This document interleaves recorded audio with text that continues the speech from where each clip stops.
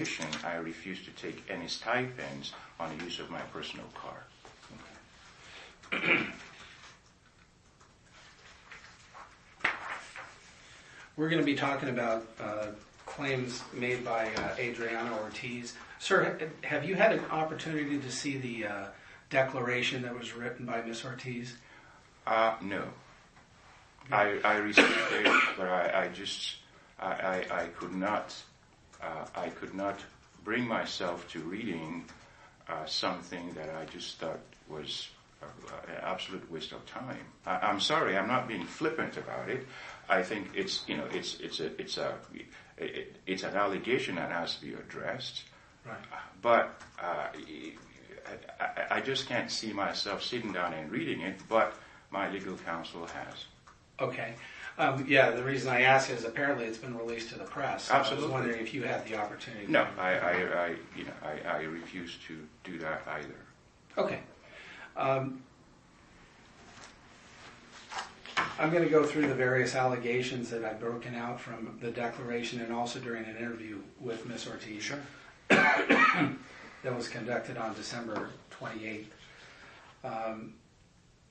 She alleges that during or near the end of a city State of the City meeting on September 21st, right around 8:15 p.m., that you had texted her to join her afterwards at another location. Is that correct? Yeah, that's correct. And that's not unusual. Let me give you some background information. Sure. Ortiz works as a part-time staff person for RPG. I used to work for RPG. It is not unusual for us as a group to gather together, especially after an event like that. It was a very cold night, to all meet downhill. We have done that many, many, many times, and it is not something that was totally out of the ordinary. Okay, and who all were going to be the people that were going to meet downhill? It would typically be Romo or John Yonai.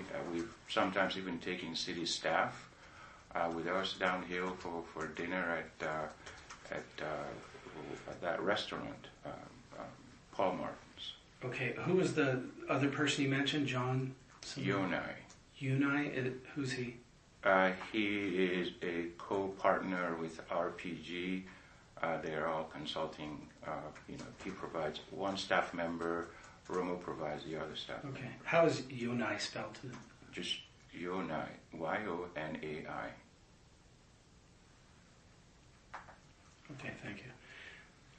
Had you ever had an opportunity to meet with staff, including Miss Ortiz, at this restaurant in the past?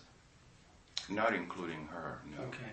But yes, with Michael Milheiser and Gus Romo, John Yonai, Penny, what is Penny's last name? Rose. Penny Rose, Okay. yeah.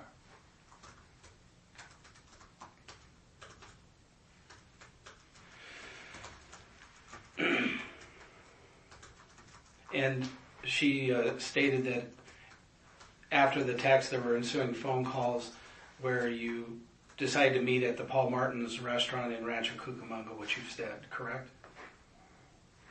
Yeah, something along those lines, yeah. We eventually met at Paul Martin's in Rancho Cucamonga, yeah. Okay, and when you arrived there, it was just the two of you, Miss Ortiz and yourself, is that Yes. correct? She had called me to say she had arrived. Well, okay, again, when I sent the text, Miss Ortiz lives in, I don't know, Chino Hills, somewhere like that. Rancho Cucamonga and Chino Hills are probably not along the same route. Geographically, if you live in Rancho Cucamonga, if you lived in Chino Hills, you would not be coming to Rancho Cucamonga. The expectation was, sorry, can't make it, gotta go home, I've got to take care of my daughter or son or whatever else. She got to Paul Martin's before I did.